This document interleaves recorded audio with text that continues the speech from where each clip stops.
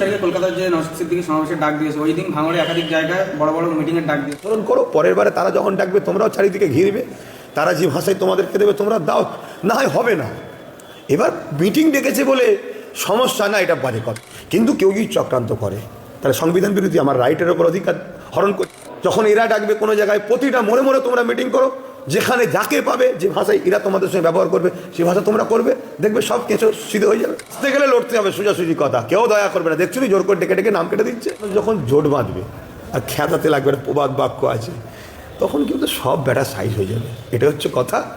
বিগত দিনেও আমরা দেখেছি, দুনিয়ার ইতিহাস দেখেছি, অনেক বড় বড় তারা সাম্রাজ্য ছিল। এসব সবাইকে বলবো আসুন, কেন মানুষের নিত্য প্রয়োজনীয় জিনিস নিয়ে সে তো কাজ করছে, তার সাথ দেওয়া দরকার। সবার সাথ দিয়েছেন, একবার তার সাথ দিয়ে দেখুন, তাকে সহযোগিতা করুন। সে যদি আগামী দিন ক্ষমতায় আসতে পারে বাংলায়, তাহলে অনেক কাজ হবে। কেন সে যেভাবে মানুষের হয়ে সব জায়গায় ছুটছে, উচিত। পাশাপাশি আমি একজন ধর্মগুরু হিসাবে মনে করি, অকাপ বিষয়টাও আন্দোলনের মধ্যে আছে, এসআইয়ের বিষয়েও আন্দোলনে রয়েছে, মানুষের রুজি রুটির বিষয়ে আছে, বহুমুখী আন্দোলন আছে। তাই অকাফকে আমরা যখন বাঁচাতে চাইছি, আমাদেরও উচিত আসা, সবাইকে আসা দরকার। আজ থেকে 5 বছর আগে যে দলের আপনি প্রতিষ্ঠাতা করেছিলেন, সেই দলেরই প্রতিষ্ঠাতা দিবস, সেখানে কি আপনার উপস্থিতি থাকবে? যাওয়ার ইচ্ছা আছে, কিন্তু আমার অনেক তো কাজ টাজ থাকে আরও, কিন্তু যাওয়ার ইচ্ছাটা আছে। কত মানুষ হবে বলে ভাবছেন সেদিন? সেটা কি করে বলি বলেন? কিন্তু সোশ্যাল মিডিয়ায় একটা নাম ভাইরাল হচ্ছে, সেটা আপনার, যে আপনি ওই মঞ্চে থাকবেন। দেখুন, কেউ যদি লিখে ছাড়ে সেটা তার স্বাধীনতা, সে জানে। তবে এমন কোনো কথা আমার সঙ্গে ক্লিয়ার হয়নি, কিন্তু যাওয়ার ইচ্ছা কিন্তু আমার নিজের ব্যক্তিগত বলছি আছে। কেন আজকে একটা 5 বছর পরে এই জায়গাটায় আবার দাঁড়াচ্ছে। তবে আমি চেয়েছিলাম ব্রিকেট, কিন্তু ওদের ঘরে ব্রিকেট দেয়নি, খবর পেয়েছি। আমি লাস্টে আমার একটা সংগঠন আছে, সেই সংগঠন থেকেও ব্রিকেটের জন্য কাগজ জমা দিয়েছিলাম। তারাও বলেছে 31শে মার্চ পর্যন্ত নাকি প্যারেড আছে, কি আছে, সেনাদে দেবে না। আমরাও দেখতে চাই সত্যি কি সেনাদের প্যারেড আছে, আর না অন্য কেউ গেলে টক করে পেয়ে যায়। কেন লক্ষ্যকণ্ডে গীতার আগে কিন্তু আমি আবার তখন চেয়েছিলাম, আমি 2বার চেয়েছি, তখনও কিন্তু আমাকে দেওয়া হয়নি। কি বলেছিল তখন? তখন বলা হয়েছিল এখন কোনো মাঠ পারমিশন দেওয়া হচ্ছে না, আমাদের বিশেষ কাজ চলছে। সেনাদের ওপরে তো কোনো কথা বলা যায় না, কেন তারা আমাদের জন্য, দেশকে বাঁচাবার জন্য জীবন কুরবান করছে। কিন্তু কোনো এক জায়গায় দেখতে হবে আগামী দিন কি হচ্ছে।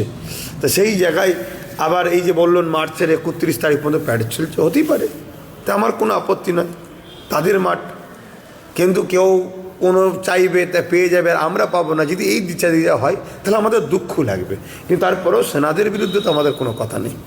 কিন্তু তারপরেও দেখবো অন্য কোনো পার্টি, রাজনীতিক দল ব্রিকেট পাই কিনা, পেলেই কিন্তু আমি সঙ্গে সঙ্গে জমা দেবো, আবার যাব। আর 31শে মার্চ এর পরে বলেছে আসুন, দেখবো, তখনও যে চেষ্টা করব। কেন আমার স্বপ্ন ছিল ব্রিকেট, এরাও ব্রিকেটে জমা দিয়েছিল। কেন সেই জায়গায় এদেরকেও সেম জিনিস করেছে, দেয়নি। আরও অনেকে নাকি জমা দিয়েছে, তাদেরকে কি করে দেখি। কিন্তু আপনার ভাই, ছোট ভাই প্রায় জায়গায় বলছে যে 21শে মঞ্চে একটা বড় চমক আছে। বড় চমক বলতে সবাই আপনাকেই চেনে। না, হয়তো অন্য কিছু হতে পারে। আমি আবার চমকের কি আছে, আমি তো পুরাতন হয়ে গেছি রে বাবা। 21 তারিখে কলকাতার যে নওশাদ সিদ্দিকী সমাবেশের ডাক দিয়েছে, ওই দিন ভাঙড়ে একাধিক জায়গায় বড় বড় মিটিংয়ের ডাক দিয়েছে শাসক দল। কোনো চক্রান্ত দেখতে পাচ্ছেন কি এর মধ্যে? তারা তাদের কর্মসূচি করবে, করতেই পারে। তবে যদি কেউ কর্মসূচি করার নামে রাস্তায় কোনো মানুষকে ডিস্টার্ব করে, আমি খুলেআম বলবো, যদি তোমার বড় দল তোমাকে কিছু শেখায় সেটাকে অনুসরণ করো। পরের বারে তারা যখন ডাকবে তোমরাও চারিদিকে ঘিরবে, তারা যে ভাষায় তোমাদেরকে দেবে তোমরা দাও, না হয় হবে না। এবার মিটিং ডেকেছে বলে সমস্যা না, এটা বাজে কথা। তারা তাদের মিটিং করতে পারে, তাদের লোক কেলে তারা আলোচনা করবে, তাদের নেতা নেত্রী কী করেছে, কে ফাইলে পালিয়েছে, কে কী করেছে, আলোচনা সব তাদের ব্যাপার। ওলি আমার কোনো পক্ষে বিপক্ষে কথা বলার নেই। কিন্তু চক্রান্ত আছে না নেই সেটা আমি হানুকি করে বলি। কিন্তু কেউ যদি চক্রান্ত করে তাহলে সংবিধান বিরোধী, আমার রাইটের ওপর অধিকার হরণ করছে। আমি কোথায় যাবো, এটা আমার স্বাধীনতা। তাহলে আজকে কেন্দ্র সরকার কি খাবে না খাবে তার হরণ করছে, এ কোথায় যাবে তার হরণ করছে। তাহলে সেই রাস্তা তোমরা আগামী দিন বেছে নেবে।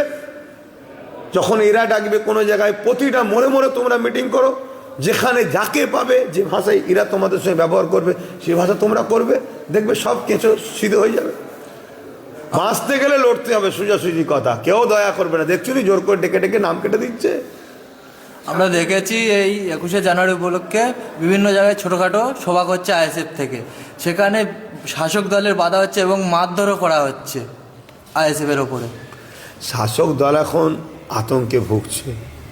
শাসক দলকে বাঁচিয়ে রেখেছে গরিব ও মুসলমানরা। আমি দুটো কথা বলেছি, গরিব ও মুসলমানরা। মুসলমানদের মতো গরিব আছে, অন্য সমাজের মধ্যেও গরিব আছে। তো গরিব ও মুসলমানরা শাসককে বাঁচিয়ে রেখেছে, কিন্তু সেই গরিব আর মুসলমানরা এখন দলে দলে আইএসএফের দিকে ছুটছে। তো শাসক বিজেপিকে এলে চিন্তা নয়, বিজেপিকে মারে না, কেন বিজেপির সঙ্গে তাদের সেটিং আছে জানে। কিন্তু শাসক এখন আইএসএফকেই মিডিয়াতে দেখছে বিরোধী হিসাবে বিজেপি, কিন্তু হাকিকাতে বিরোধী দল হিসাবে রয়েছে আইএসএফ। এই যে আইএসএফ বিরোধী দলের জায়গায় উঠে আসছে, শাসক চেয়েছিল বিজেপিকে ফান্ডে না লড়বো, তাহলে মুসলমানদের বা গরিবদের ঘরে বিজেপির ভয় দেখিয়ে, কেন বিজেপি শুধু মুসলমানদের দুশ্মন নয়, অন্য রাজ্যে দেখুন গরিবদের মেয়েরা আজকে নিরাপদে নাই, গরিব সম্প্রদায়ের SC/ST সম্প্রদায়ের উপরে প্রচুর জুলুম হচ্ছে, স্কুল বন্ধ হয়ে যাচ্ছে। তা সেই জায়গায় আইএসএফ যদি উঠে চলে আসে, তাহলে গরিবরা তার সঙ্গে চলে যাবে, তাহলে বিজেপি শেষ।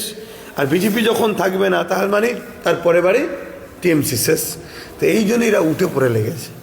ম্যাডাম কি বলবেন, 21শে জানুয়ারি একেবারে যখন আইএসএফ প্রতিষ্ঠা দিবস হচ্ছে, সেখানে একেবারে দেখতে পাচ্ছি একাধিক জায়গায় হিয়ারিংয়ের ডাক করেছে এসআইআর, কি বলবেন সাধারণ মানুষের? এ সব প্ল্যান মানুষ। তবে আমি এই একটা কথা প্রশ্ন করলেন কেমন লোক হবে, আমি ভাই এইভাবে তো বলতে পারবো না, কিন্তু আমি তো বিভিন্ন জায়গায় যাই, আমার যেসব কাজ আছে যাই, সেখানে গিয়ে আমি একটুখানি বললে দেখি তোমরা কলকাতায় যাচ্ছ নাকি 21শে জানুয়ারি। তো মানুষের যে স্বতঃস্ফূর্ত সারা আছে, বিশাল বড় একটা জামায়াত হবে, এবং সেই জমায়েতটা যদি বিশাল বড় হয়ে যায়, মানুষের মধ্যে কিছু ভোটার আছে তারা কোনো দল বোঝে না, তারা দলের কাছে কিছু আশাও করেও বেঁচে নেয়, তারা মানে খুবই দুর্বল গরিব মানুষ, তারা একটু চাই একটা বড় শক্তির পাশে গিয়ে চুপ করে দাঁড়িয়ে থাকবে। তাহলে বিশাল বড় যখন একটা গ্যাদারিং হবে, তাহলে তারা কি বলবে, চলে এদের পাশে গিয়ে দাঁড়ায়। তো এই বড় গ্যাদারিং করার জন্য সবাই মিলেই লুকার চেষ্টা করছে। তো নির্বাচন কমিশনার সাহেব তিনারা এখন এই পাটে আছেন না তারা ওই দিন ঠিক করেছে, সেটা তো জানার বিষয় আছে। অভিষেক ব্যানার্জি দেখলাম বারাইপুর থেকে হুঙ্কার দিল যে ভাঙড় আমার চাই, ভাঙড় জিততে হবে। তারপরেই ভাঙড়ের একাধিক এলাকায় আইএসএফের উপরে আক্রমণ নেমে আসছে তৃণমূল অংশ দ্বারা, কি বলবেন? দেখুন, অভিষেক ব্যানার্জি যিনি পিসিমণি মমতা ব্যানার্জি, তিনি থানা থেকে গুন্ডালিয়ে বার করে চলে আসে, ফাইলে পালিয়ে যায়। এনারা গুন্ডাদের খেলেই দল করে। অতএব যখন নেতা হুঙ্কার দিয়েছে চাই, তো গুন্ডা এবার কাজ শুরু করেছে।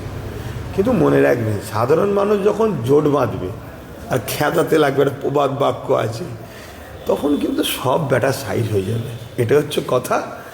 বিগত দিনেও আমরা দেখেছি, দুনিয়ার ইতিহাস দেখেছি, অনেক বড় বড় তারা সাম্রাজ্য ছিল, এসব জুলুম অত্যাচার করেছে, কিন্তু মানুষ যখন একত্রিত রোষের মুখে পড়ে সবাই কিন্তু শেষ হয়ে গেছে। অতএব যদি কারো কিছু লাগে, গণতান্ত্রিক পক্ষেরা লিখ না, গুন্ডাগিরি সন্ত্রাসী করলে মানুষ আরও জেদে পড়ে যাবে যে তোদের গুন্ডাগিরিকেই শেষ করব। তখন ভাঙন নয়, লিয়া তো দূরের কথা, আরও অনেক জায়গায় তো ফসকে যাবে। একটা ধরতে যে আরও হাজারটা না ফসকে যায়, একটা প্রবাদ বাক্য আছে, সেটাও খেয়াল রাখা দরকার। যাক, আপনারা ভালো থাকেন, সুস্থ থাকেন।